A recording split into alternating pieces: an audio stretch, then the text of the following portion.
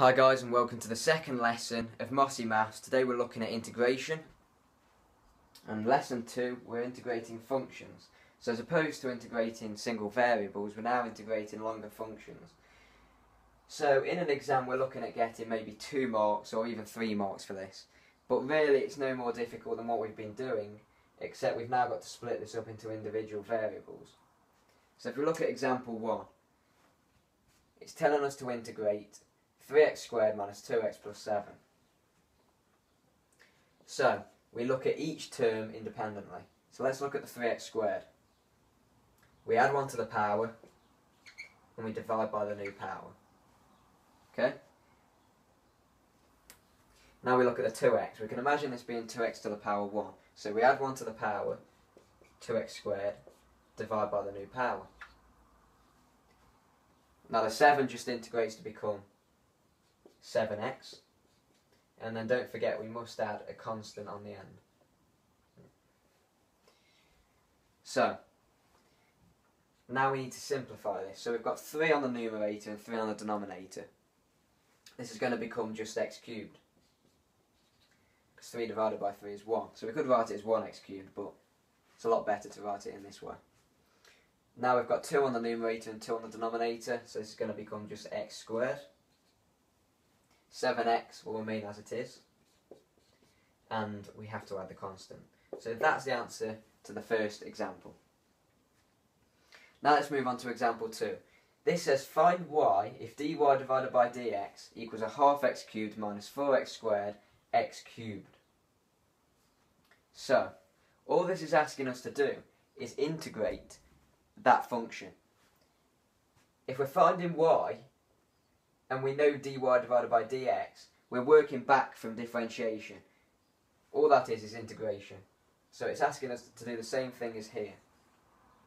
So we first consider the half x cubed. So I'm going to write it as 0.5. So it's going to be 0.5x, add 1 to the power 4, divided by 4. Then we move on to this. Well, 4x squared x cubed is just 4x to the power 5, using the rule of addition. So we're just adding the powers when we're multiplying the x's together. So we're going to get 4x to the 5. So, if we have 4x to the 5, then we need to add 1 to the power. So we're going to get 4x to the 6. Then we have to divide this by 6. Right. So now the best thing to do here, of course we need to add the constant, will be to simplify this. So a half divided by 4 is an eighth. So here we're going to get 1 over 8 x to the 4. Okay, half divided by 4 is 8. Now, an eighth, sorry, yeah.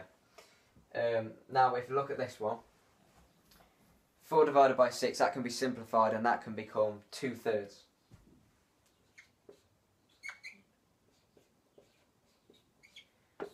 So that's how we could write this example. There's probably other ways you can write this, but I'd leave it in this form, because fractions are always a nicer way to write it than decimals, okay? However, it is okay to write decimals when we're doing the working out, but we want to leave the answer like this. So let's move on to example 3. Now, if you like, you can pause the video and have a go at this yourself. This is slightly different to these 2 examples, but once again, we're still integrating the function. So if you have a go, pause the video, and then we'll go through it straight afterwards. Right guys, hopefully you've had a go at home. So, the first thing to do here is to expand the brackets, because it's going to be very difficult to integrate this function as it is. So, it's 4 multiplied by, now expanding this we get x squared minus x plus 2x is plus x, minus 1 multiplied by 2 is minus 2. Now again we expand this, multiply it all by 4, we get 4x squared plus 4x minus 8.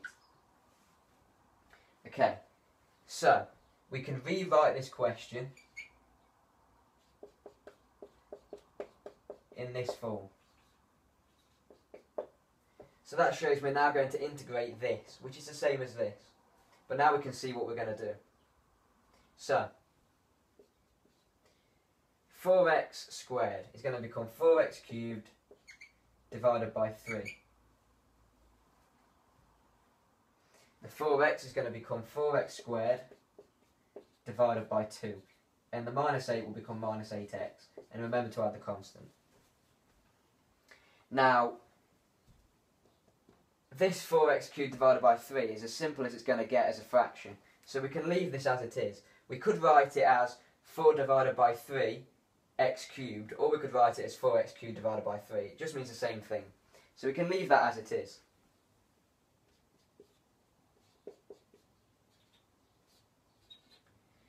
However, 4x squared divided by 2 can be simplified. We have a 4 on the numerator and a 2 on the denominator. So 4 divided by 2 is just 2.